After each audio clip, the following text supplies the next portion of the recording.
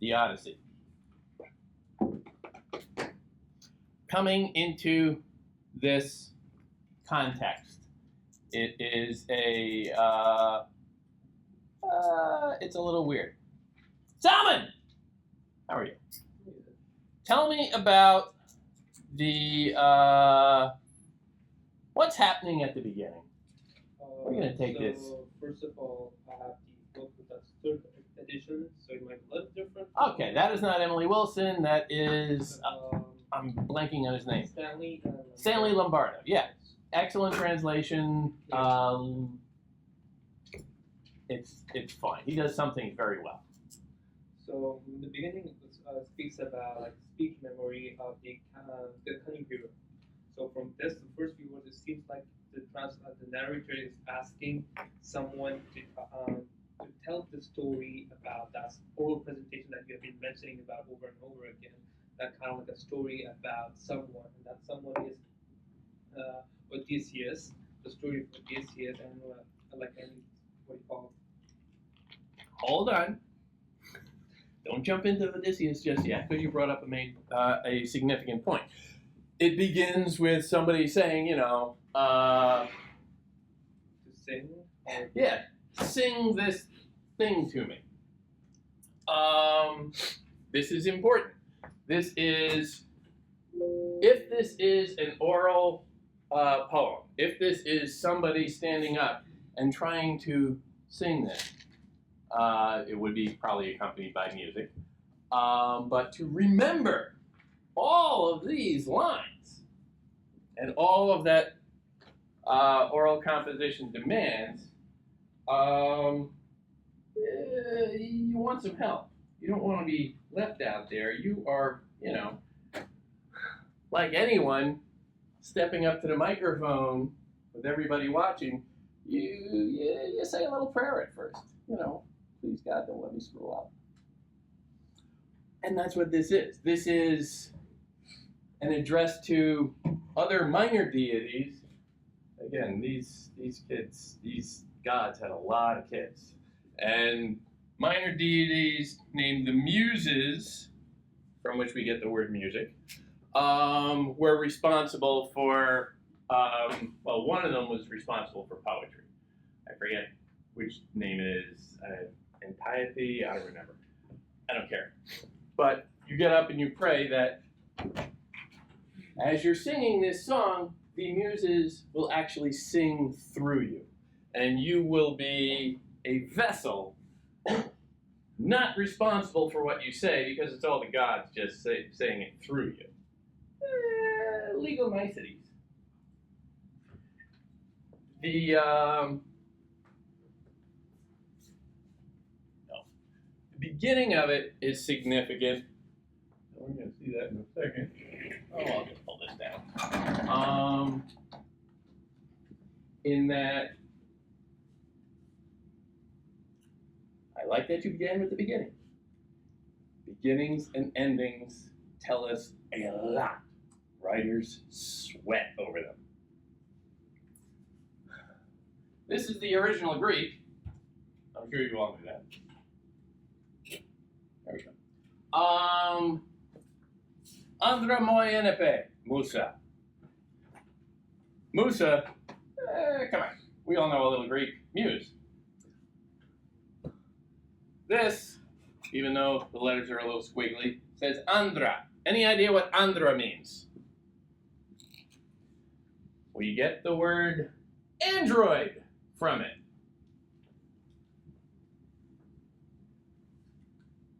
Man. Andra, man. Andra moi enepe musa polytropon. I'm not going into the rest of it. Sing to me, muse of the man. The very first word is man. Beginnings and endings tell you an awful lot. Beginnings and endings tell you the focus that a writer has. And here, everything that follows from this, and we're talking about 15,000 lines, somewhere in there. I think actually the Odyssey is 12,000. Could be wrong. I don't know. The very first word is man. There's some debate as to whether that's capital M as in humankind. There's some debate as to whether it's man in the plural or man as in the singular, the one man. The one man being, no, Odysseus. Sing muse to me of Odysseus. Hits the ground running right off the mark. Significantly, the first line in the Iliad, or the first word in the Iliad, is a word mainen, which means wrath or anger, and that entire poem is about people, most especially the hero Achilles, acting out of anger. So you can see the focus immediately. This poem is about mankind, or the one man, and it's a study of human behavior. The other is a little more abstract. It's about many different kinds of rage and fury. Another indication or suggestion as to why it works a little bit better in the Odyssey tends to work a little better in the modern age than the Iliad. The Iliad is a little bit more abstract sometimes. So, we're off and running. We're one word in. We'll pick up the pace. So What happens then? then he as he used to sing, and he would call the cities he saw, the monograph, the suffering, and all the heat struggles that he survived to bring his man home, and stuff like that. The whole story of Odysseus. Mm-hmm. Then it goes by. It begins with the end of the Trojan War. What happened at the end of the Trojan War, where Odysseus has not returned home, but everyone else has returned home. Then, like, it talks about he's stuck with the goddess Calypso, Yes. who refuses to leave him, and like I guess she's fallen in love with him, and so he doesn't want him to go back to Ithaca. So, but Odysseus has a wife and a son who's waiting for him back home in what he called Ithaca. So all the gods felt bad for him except for one god who is Poseidon, because he's angry. Later on, we find out about it. So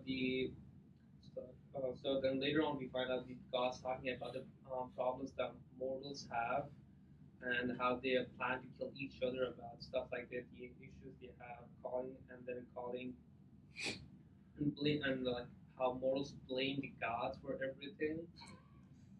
For some reason, it's written others blame the gods, and like how in other ways the gods are calling us stupid for some reason. I guess so. So that's something, and then. Well, hold on. Pump the brakes.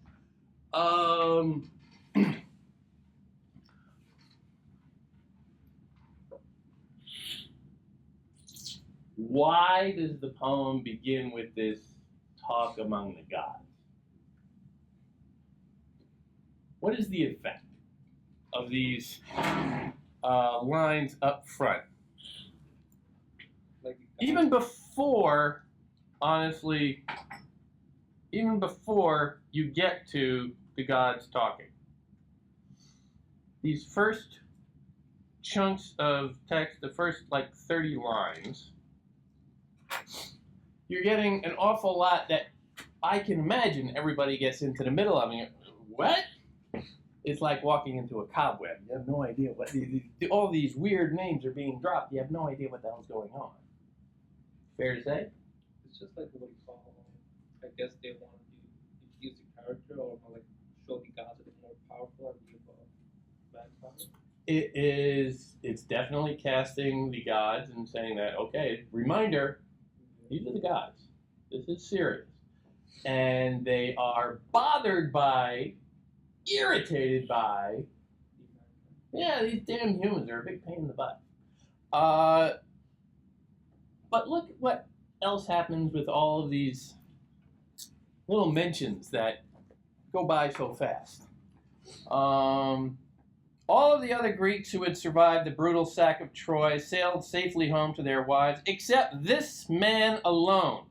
Calypso, a great goddess, had trapped him in her cave. She wanted him to be her husband. When the year rolled round in which the gods decreed he would go home to Ithaca, his troubles still went on. The man was friendless. All the gods took pity, except Poseidon's anger never ended until Odysseus was back home.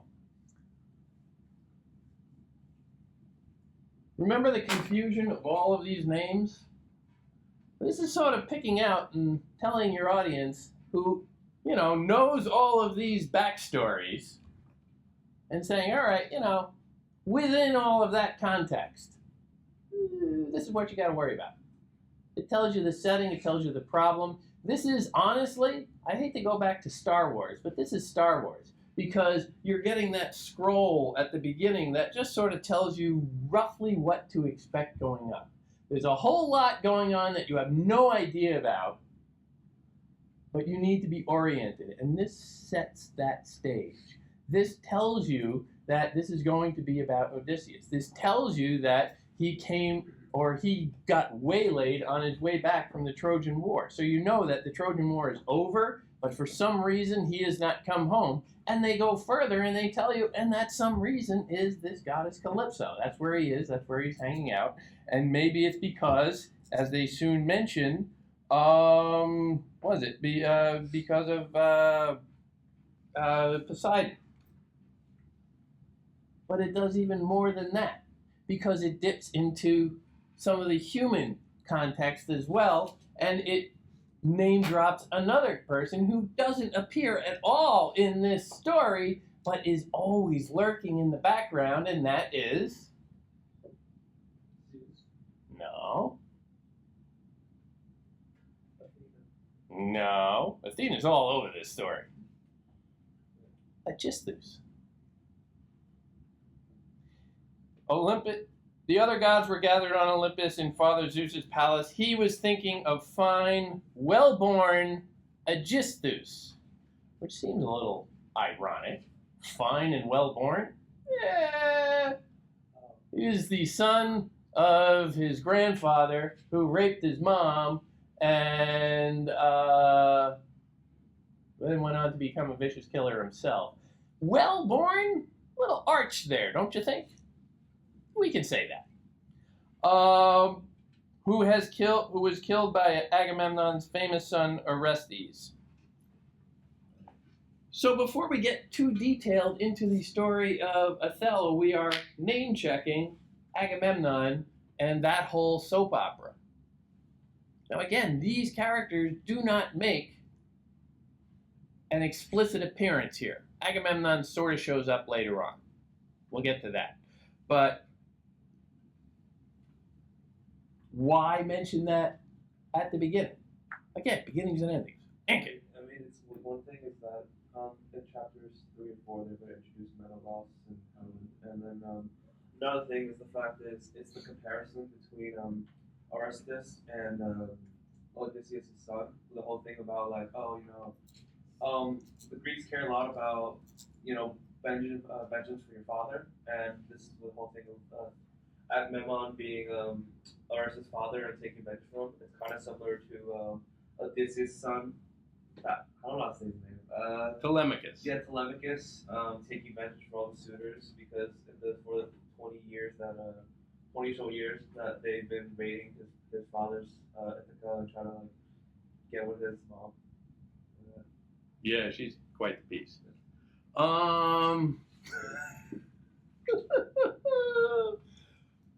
This story is already in the background. This story is context that is essential. This story is brought out in more detail in just these few lines than we have about Odysseus' story at this point. So we have to understand that the comparison is being made. They're not just talking accidentally. They're saying, bear this in mind. Agamemnon came home and things did not go well. Why? And then you start having to cycle back through all of the history of horrors that gives us the Agamemnon story. This is the poem telling you that you need to be aware of this throughout, because they don't just talk loosely, especially at the beginning. Yes?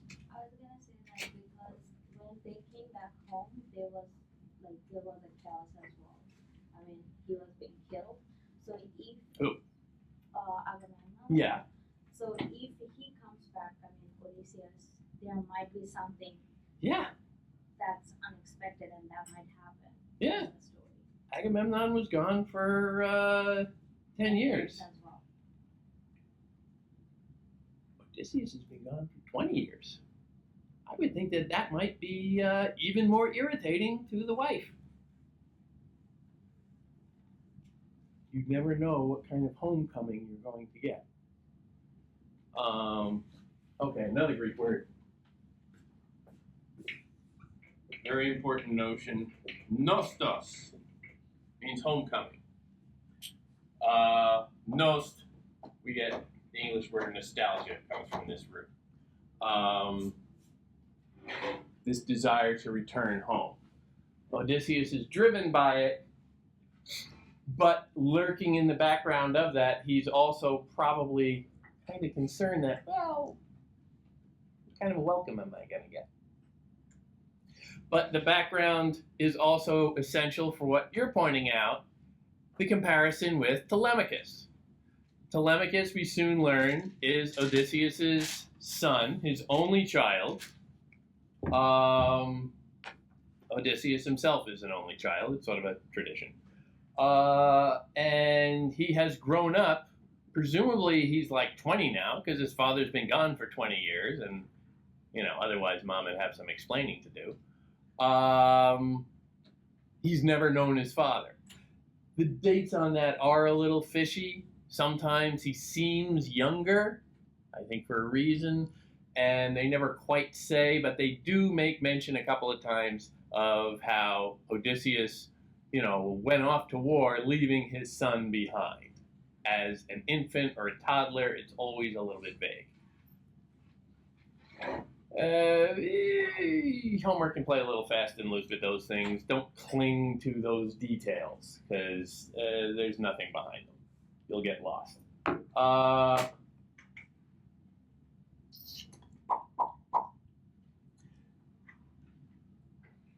In this little conversation with the gods, see, we're going really slowly here, because orienting oneself is important. Poseidon, as you said, seems to have it in for Odysseus, for reasons that will become apparent soon enough.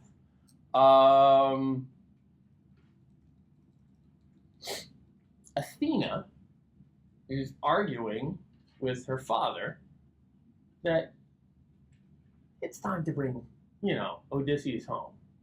You're really the big guy, Dad. You can overrule your brother Poseidon. He's the god of the sea. Nobody likes him. The hell with him. You just bring Odysseus home. Now remember, Zeus is also sort of hemmed in by fate. It has been fated that Odysseus would spend a long time wandering to get home in a kind of indefinite phase, but he would ultimately get home.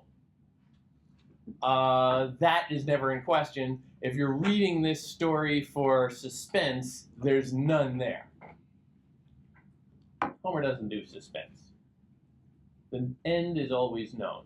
It's about how you get there and how fate can twist you around along the way. Poseidon has it in for Odysseus, and notice how it is characterized. Daughter, the cloud god said, you must be joking, since how could I forget Odysseus? He is more sensible than other humans and makes more sacrifices to the god. So Odysseus is favored by Zeus because he is sensible, he thinks, and he is pious. He prays and he respects the tradition. That will become important. But Lord Poseidon rages unrelenting because Odysseus destroyed the eye, blah, blah, blah. And then you get into some, again, it's telling you exactly what's going to happen. Suspense is not part of it. Lord Poseidon rages. And this is said just a couple lines after we are told that Odysseus, by contrast, is sensible. Sensible. Reasonable. Smart. And smart in a very rational way.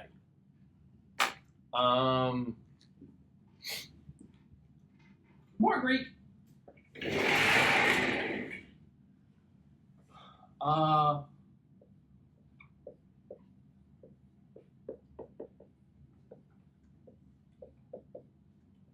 I really wanted to show off, I'd spell this in Greek, but I don't really remember it that well. Polymethus, polytropon. Poly means many, or in some characterizations, kind of always. Metis, like the goddess of wisdom, always thinking. These are the terms that get attached to Odysseus. These are the epithets you tend to see next to his name. In English, I forget exactly what Emily Wilson tends to favor, but they come across as crafty, as wily, as clever. All of these terms that, when you think about it, sound impressive, but they tend to be shifty.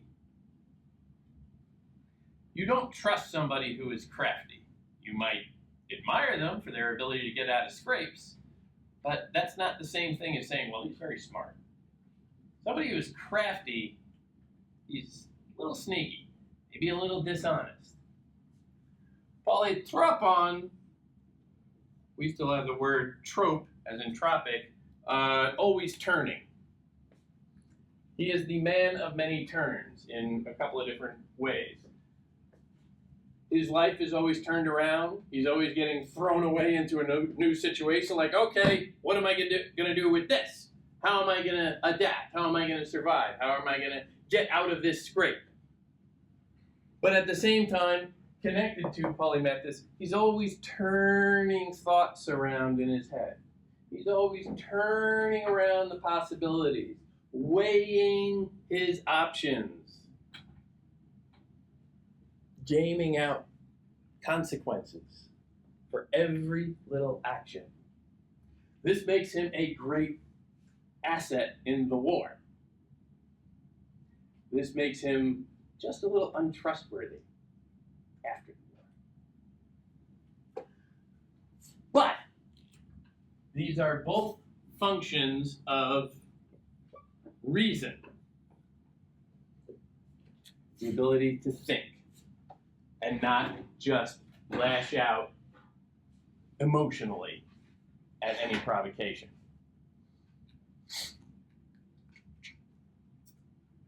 But here he is being compared, or at least lined up with, Lord Poseidon rages. So you can see this contrast right there. Lord Poseidon, the god of the sea, is raging. He has this primal, irrational anger. He is being opposed in this little debate by Athena, the goddess of wisdom, the current goddess of wisdom, who is taking on that mantle of reason in the divine realm. Athena is a special advocate for Odysseus. They are, in many ways, very well suited for one another. They are both rational. They both think an awful lot. They come up with plans. They game out different strategies, and they consider consequences. Athena herself, as the goddess of wisdom, is associated with this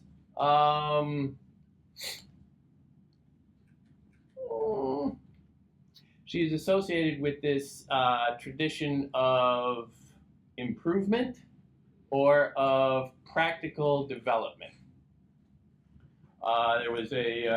There's a great scholar of this, who calls Athena a force of civilization.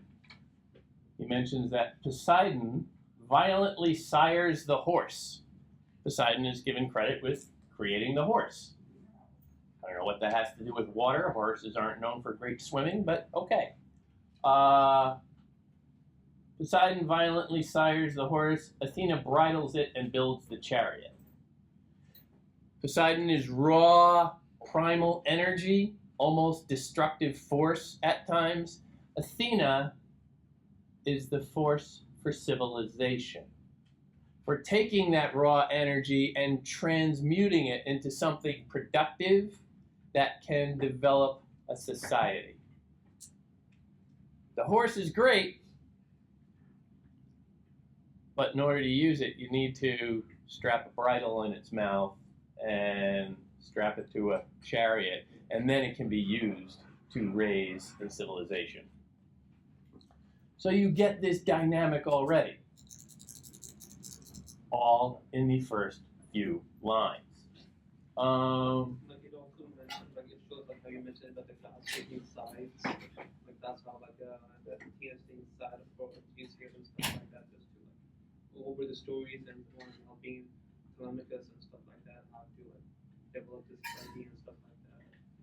And so after the point you mentioned, we go to later on find out about Athena is talking to Zeus and she's telling what she's going to do and go do take that and talk to her son Odysseus' son, and tell him like what he should be doing, gives him a sense of like how to man up, basically.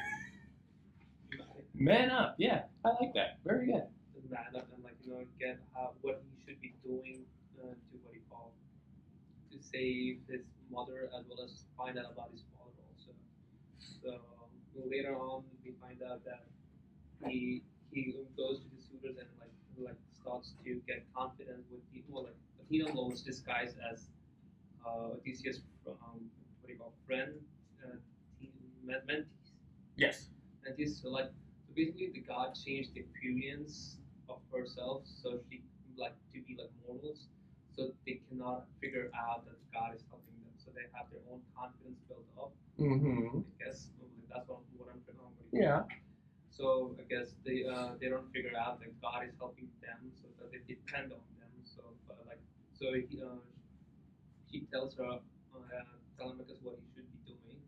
So he then goes to the suitors and talks about them that they should leave and like they shouldn't be like what he call eating over his father's what he call stuff and like leave the house and stuff like that and be around his mother for like to marry her and stuff like that. Mm-hmm. And then Hold on. Ankin, what's the deal with the suitors? Sure. So the suitors are basically all of the rich people of Ithaca's sons, basically, and yeah. When you say it like that, you know they're worthless. Yes, and basically the thing is, since Odysseus is gone for like 20 years or so, they don't think that they think he's basically dead. And Penelope, very hot, and also. If you marry, because the thing is, when a husband dies, the wife is supposed to marry someone else, and basically the winner, the one who gets Penelope, ends up getting all of Ithaca because Odysseus was the ruler of Ithaca somewhat. So for the suitors, they're the people there who don't really do anything. They kind of just eat they eat all the food at the hall, but they don't really give anything back. So they're like a parasite essentially, and. Yeah, for Telemachus, it's been really bad for family for the past 20 years. The only reason that they haven't been able to marry Penelope yet is because of a scheme that she made where she told them that she was going to make a funeral wreath for her, for Odysseus' father, who isn't dead, by the way, so, very smart of her. And then she makes the weave in the morning, and then she undoes it at night. So for the past couple years, she keeps saying, "Oh, I'm making it," and then it's still at zero. It's still at 0.0. And then so now the people suitors are still there, and when Athena goes and tells Telemachus, he basically kind of like wants to create assembly the next day in order to drive them away and say, "Hey, you guys can't be here. When my dad comes back, he'll beat you all." Stuff like that. Hey, don't like that. Okay. Yeah, you got a lot there. Something you said right off the top, the bit about the suitors being like the sons of all the rich guys in town. They are in essence they're kind of lesser nobility. Ithaca, the description comes a little bit later as kind of like a rocky place. Lots of hills, lots of rocks, not much you can do with it. They raise a lot of pigs. Pigs will eat anything, so you can raise them in a lot of different places, but it's not a particularly wealthy place. Odysseus is a king, but every time you see the word king in Homer, you have to understand it is really just sort of like a tribal warlord. And he is the top guy in Ithaca. And then he has other lesser nobles under him. It's the way aristocracy tends to work. And now you're getting down into the sons of those nobles, and yeah, they are all kind of jerks, but they are still rival power centers within that. They have a little pecking order within their own ranks, where there are 2 or 3 of them who seem to be more or less in charge. And this is out of dozens of others. And there is this, again, so very rigid social hierarchy at play here, where you can see that this disparate power structure, where the king is no longer on the throne, the power is starting to rise up around them to subsume the king, which would be the end of the aristocracy itself in a way. They are laying around, they are eating them out of house and home, they are violently violating where'd he go? Xenia! They are very rude, they are very boisterous, they give nothing back, not to the household, not to society. They're just laying around, eating and drinking all day long. They are not contributing to the society in any way, shape, or form. Question? Yeah, from what I was going to say, like the hospitality that they have, but like what you call when Athena comes to Ithaca, she's in disguise, and like Telemachus doesn't know about it, but he was serving, you would call the suitors, and then like when he goes to mentees, he doesn't even ask who he is or whatever, but like he asks him for dinner first thing. Yeah. And which is the first thing like it goes around for everywhere. Like the hospitality is the first thing you do before you ask someone and stuff like that, and like it goes through the different books we read through and stuff like that. Oh yeah. That's something you see throughout the Greek world, especially in Homer. It is extremely important. The idea that if somebody comes to you, before you ask anything, it would be rude to ask them who they are, what they want, whatever. You are supposed to invite them in, feed them, offer them a bath, sit them down for some entertainment, pour some wine, you give them a nice seat next to the head of the household, you treat them as an honored guest, and then after a few hours you ask them what they want and what they're there for. You can make all sorts of jokes about that. But it's a way of formalizing diplomatic relations. Because if your first instinct when you see a stranger coming, if your first instinct is to, somebody's at the door, get my gun, you can see how that doesn't necessarily make for a peaceful life. But if you have this tradition, this culture of inviting people in and making friends first, we're going to get along. We're going to have a productive relationship. We're not going to resort immediately to the dark side that is always bubbling beneath us, but we're going to suppress that through the power of reason and say, we're going to get along. So that is essential. And in the beginning, when we first get down to Ithaca, you see all of these, second-generation jackasses laying around, getting hammered, and just, trashing this house. And then, where is Telemachus? So the thing with Xenia is that Telemachus, even though he's been through so much, he still takes the time to treat Athena, who doesn't know, like, with respect, offers her like a bed and house, or a bed, food, and stay the night. He respects the social tradition. He respects the culture. He is not going to, throw out those rules. He is showing that he can be trusted in that. And she, you can say, is being a little duplicitous, disguising herself. Gods disguise themselves all the time. That's honestly how most of the little gods get born. Zeus disguises himself.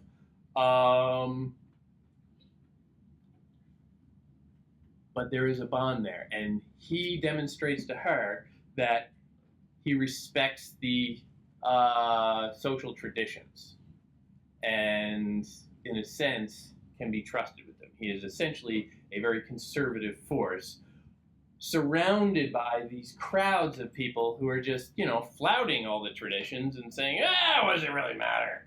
It's all about me! More food! I ain't paying the bill. But think about it from his perspective. The psychology of this is not that difficult to read.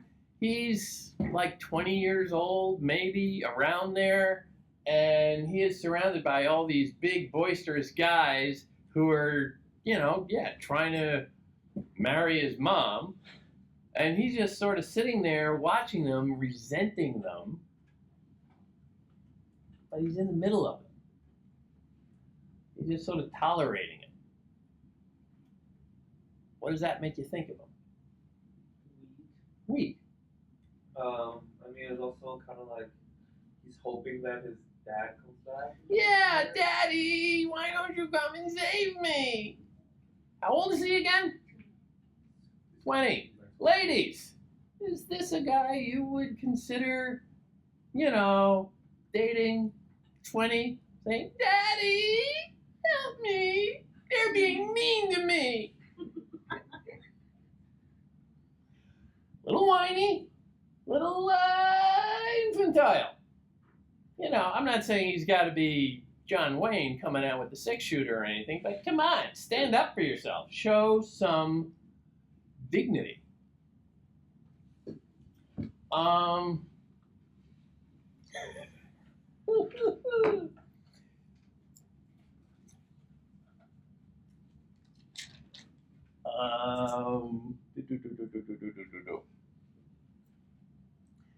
They bring in Athena / Mentes, and I'll admit it can be complicated or it can be difficult when you're reading this, and they keep referring to, they'll be referring to her in this, but you're thinking, well, now wait a minute,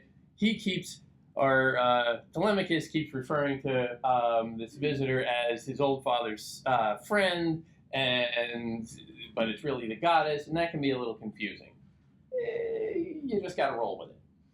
But they sit down, they have a nice little meal, supposedly.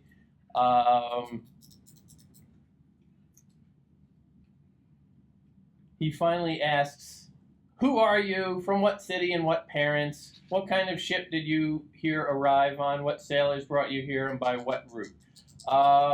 Who are you, from what city and what parents? What kind of ship? These are all, not just tell me about yourself, but this is tell me about where you come from. Tell me about your situation, your context, your social background. Are you from the right sort?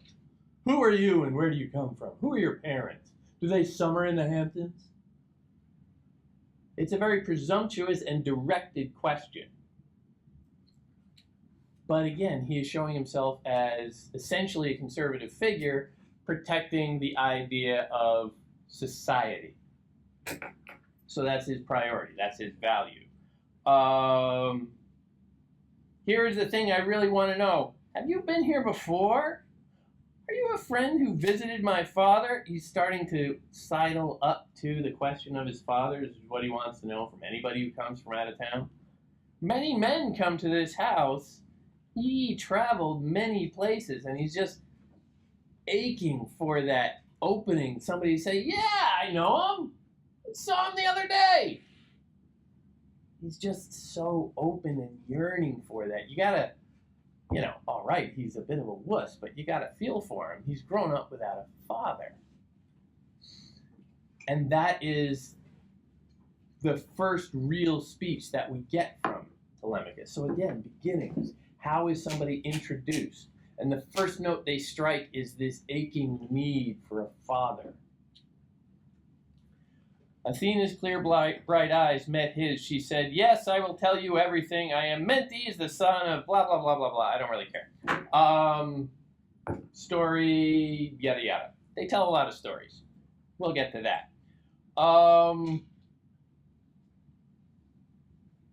Now I will make a prophecy the gods have given me, and I think it will all come true. Again, you're thinking, well, this is actually one of the gods. So when she's saying, and I think it's all going to come true, she's tooting her horn a little bit here. A little attitude. Athena. He will not be gone much longer from his own dear native land, even if chains of iron hold him fast. He will devise a means of getting home. He is resourceful. Tell me now, are you Odysseus' son? Now, you can read that a couple of different ways, and I am taking a somewhat angled characterization there. But I don't think this is just, oh, are you Odysseus' son? I think there's a little accusation there. I think Athena knows damn well that he's his son. But more than that, I think she is putting this direct question to him. Why? Because like how his father is like a great person, resourceful, and like how big of a picture he is, and whereas compared to his son, he's just a yeah. This is where she is telling him to man up in your terms.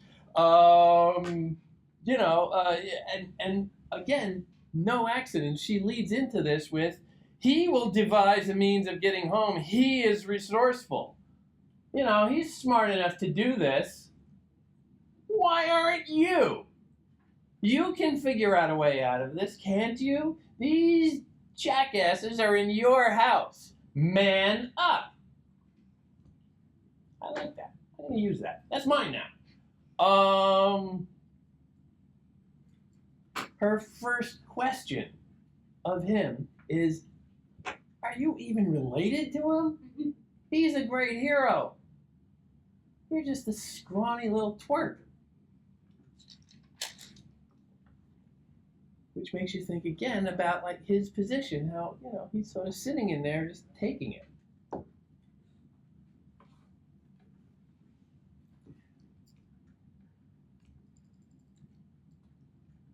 They have some entertainment. He calls in a poet to sing.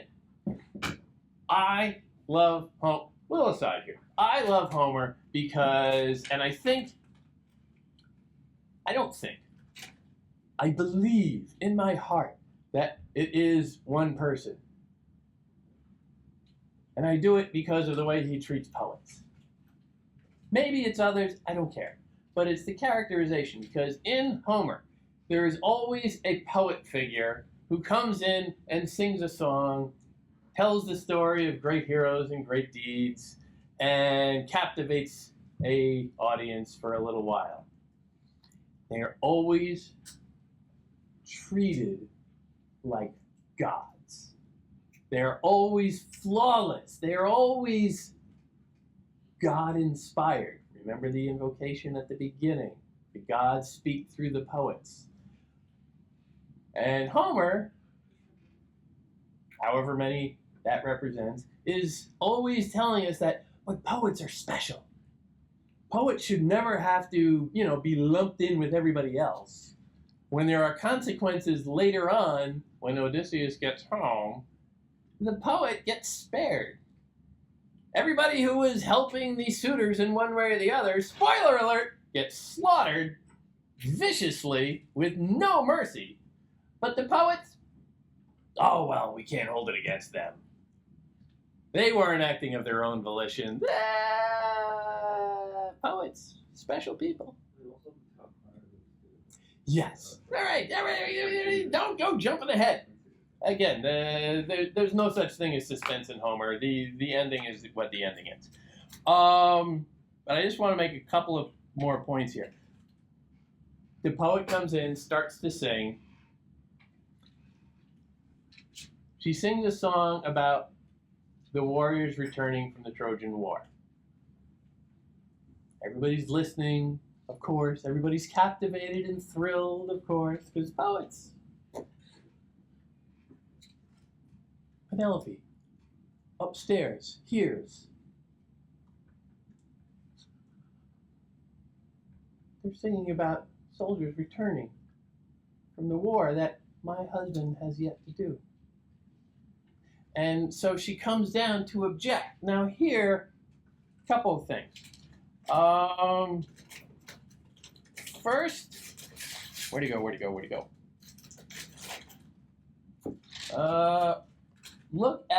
Look how she comes in around line like 133 or so.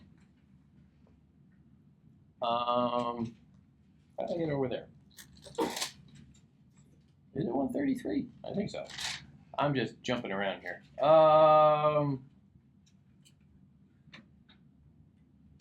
No, I think I looked at something else. Sorry.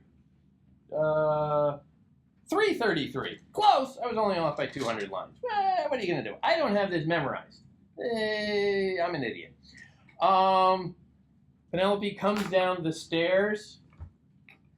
And again, entrances are a first appearance. First, always pay attention. She clambered down the steep steps of her house, not by herself. 2 slave girls came with her. Again, there's that word slave. Thank you, Emily Wilson. I'm guessing Lombardo did not have slave. But handmaid. See? It's so polite. She reached the suitors looking like a... I shouldn't bust on Lombardo. He has some really great passages in there. She reached the suitors looking like a goddess, then stopped and stood beside a sturdy pillar. Why do we need to know that? That she stopped and stood beside a sturdy pillar. For support. What? For support or like, How so? like in how to explain it. Like lean on someone. Who? Odysseus not home, but like she's leaning on. She's leaning on? Doesn't say she's leaning against it. She stood beside it. But why do we need to know that? This is a poem of 12,000 lines that somebody memorized. You think somebody didn't get to that line and said, now why do I have to know that? Something to do with the throne. With the what? With the throne, like to I can't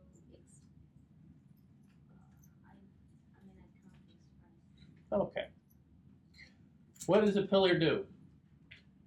Like gives the base, the support, It supports. It holds up what? the weight The weight of what? of the entire structure. The structure known as what? The building. The building? House. She supports the house. She holds up the house. Not just the physical structure, but the symbolic home, the hearth. She is almost, as this says, like a goddess, she is almost a Hera figure in that she represents marriage and the home. Little things just slip right by you, but what's that about? Holding a gauzy veil before her face. Again, why do we need to know that? Perhaps mourning? Maybe, I don't know. Her husband might be dead. Maybe she's wearing a veil out of mourning. I don't know. I'm not that familiar with the tradition in Greece. But it is also a disguise. She is hiding something. Gods are always disguising themselves. She enters disguising herself. I wonder if that's a pattern we'll see.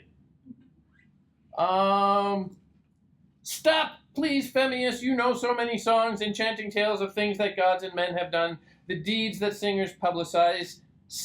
Sing something else and let them drink in peace. Stop this upsetting song that always breaks my heart so I can hardly bear my grief. I miss him all the time. My man, my husband, whose story is so famous throughout Greece. Please, for the love of God, anything else. Let them drink, let them carouse, but this topic hurts.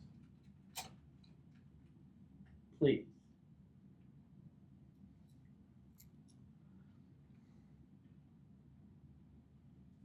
Sullen Telemachus said, "Mother, no! You must not criticize the loyal bard for singing as it pleases him to sing. Poets are not to blame for how things are. Huh? Zeus is. He gives to each as is his will." And here he's getting a little edgy towards the gods. "Do not blame Phemius because he told about the Greek disasters. You must know the newest song is always praised the most. So steel your heart and listen to the song." Steel your heart and listen to the song. Shut up, Mom! Odysseus was not the only one who did not come back home again from Troy. Many were lost. Go in and do your work. Oh my God is right. Somebody found his big boy pants. Somebody who's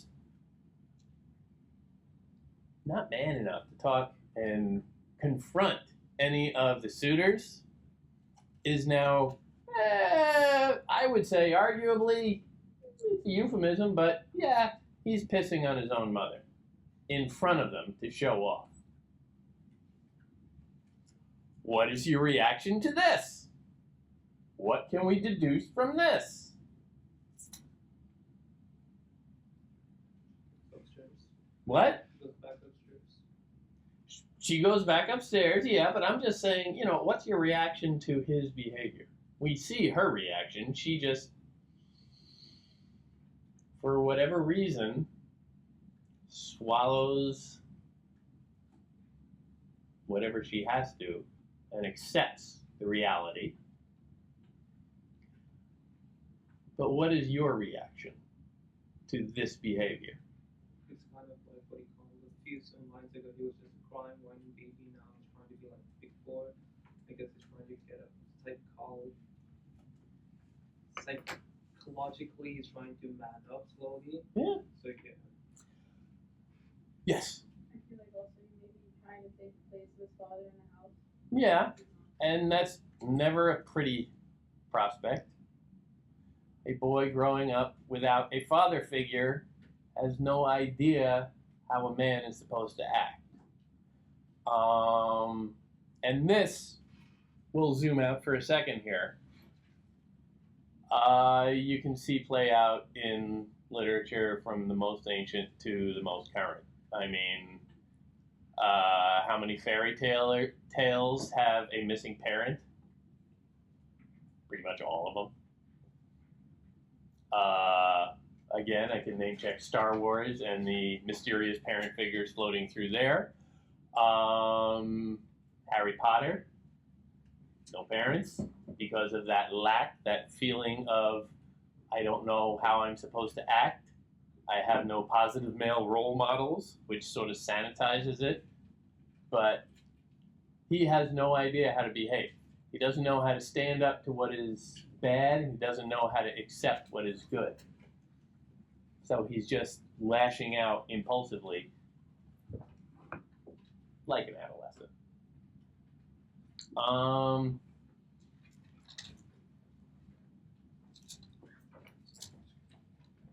That is followed pretty closely by this scene that is very easy to pass by. Telemachus goes up to his own room And, you know, it's the end of the day. Makes sense. All right. Nice little way to end the book, the chapter. All these endings, by the way, are sort of incidental because Homer, just reciting these things, never thought in terms of chapters. But he goes upstairs and he meets this woman named Eureka, who is an old slave. She has her own little backstory. A loyal slave went with him, Eureka, daughter of Ops. She brought the burning torches. Laertes, who is Odysseus' father and thus Telemachus' grandfather, bought her many years before when she was young for 20 oxen. He gave her status in the household equal to his own wife, but never slept with her. Which is a nice little caveat in there. It shows a little self-restraint on his part, but also the permission structure sort of implied there, like, well, he could have. Why didn't he? What's wrong with you? Ops, what gives? Or Laertes, what gives? You should have raped her. Everybody's doing it. What's wrong with you? But he doesn't. Laertes, before we know anything else about him at this point, we're told that he can see that, well, you know, when you sleep with the slave girls, the wife can get irritated. So maybe don't. That's considering consequences. You know? It's not, hey, hon, guess what I just did? It's thinking that next step. It's using your God-gifted reason to say, maybe I restrain myself. And maybe those natural urges to rape should be squelched just a little so we can all get along a little better. So that's her backstory. But look at the scene that plays out. And it's so easy to sort of glide over because you're looking around for interesting stuff that happens. And all that happens here is he goes to bed. But how does he go to bed? She brought the torches now. She was the slave who loved him, Telemachus, most, since she had cared for him when he was tiny. Entering the room, she sat down on the bed, took off his tunic, and gave it to a vigilant old woman. She smoothed it out and folded it, then hung it on the side hook beside his wooden bed and left the room. She used the silver latch to close the door. The strap pulled tight the belt. He slept the night there, wrapped in woolen blankets, planning the journey told him by Athena. What just happened there? Ended! So what happened there was what was played on think about this. So they introduced Eureka. Don't, you can call her whatever you want. Yeah, so they introduced Pronunciation is stupid. So they introduced Eureka, and the whole thing is that is this still chapter 1? Yeah, Right. I'm trying to tiptoe into it to get everybody used to the water before we all jump in. So Eureka is the nurse, and basically, What does she do here in one sentence? She tucks him in. oh, She tucks him in. He's how old? he's 20. 20. And his I'm gonna get away from the word nurse or even slave and use the word nanny. Is tucking him in and folding his clothes, making it nice and hanging up what he has to, because he's a little messy. He can't take care of himself. I'm going to hang up your clothes and, oh yeah, just smooth this out. And, okay, night, night. Sleep tight. Don't let the bed bugs bite. Little kiss on the forehead. I'll check on you later.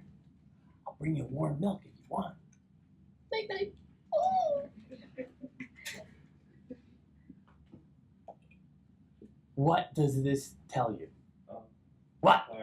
So basically, it tells you that even though he's grown, and he should be taking care of himself, like he still has the nurse to take care of him. And again, it kind of reinforces that kind of how like he's not solely independent, like he's relying on others and relying especially on his father to like try to solve all his issues. Like he's kind of like instead of like he's not taking initiative with the suitors, not taking initiative with like anything in his life, kind of just like waiting for the answer again. And with the nurse, actually no, that's later in the story. But with the nurse, it's like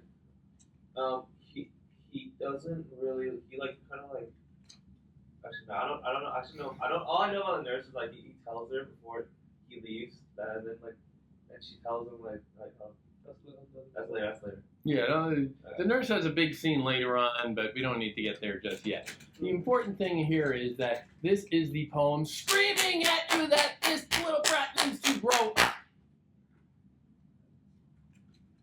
And in fact, the whole beginning of this poem, which is named the Odyssey, after Odysseus, and you can be forgiven for being a little confused when you get into it, and you are going and you say, well, I thought it was about Odysseus, but I'm turning these pages and I don't see his name too much except for people talking about him. When does he come on the scene? Chapter 5. Yeah, that's pretty deep in. Why are we wasting our time with this? Now, part of this is, again, Homer doesn't necessarily hew to our contemporary expectations of what a story is, but a lot of it is also this little beginning. The first 4 books are generally treated as a unity in themselves. The Telemachia, it is called by some, which is the story of Telemachus. And this sort of widens it out from just the focus on Odysseus so that you can see it's not just the story of one person, but in fact, different stages of man. Odysseus is going to have to learn something that is related to what Telemachus is learning. Both are going to be learning variations on the virtue of restraint and reason. And here, he is being presented to us as basically pubescent. He is a 20-year-old who is just lost. And he will have to, in the course of these books, learn to man up. And so Athena's plan is to send him out into the world to meet up with his father's, some of his father's old colleagues, let's say, his work buddies, and expose him to a little bit of the world. He's never left Ithaca, which is fine for your average shepherd, but if he is going to be a king one day, he is on the throne or in the line of succession to be so, he needs to grow up. And you can see the parallel almost with Athena and Telemachus as a parallel to, we saw in Gilgamesh, it's Shamhat the harlot and Gilgamesh, where this goddess figure needs to initiate manhood. The goddess figure needs to help him grow up. He has to take some agency along the way, and he will, and spoiler alert, by the end he kind of does, although it's kind of disturbing, and we'll get there. But this is about laying out the predicate for how to be a man. And what was the first word of this poem? Man. It's very easy to get bewildered by the beginning, to get, what? Lost.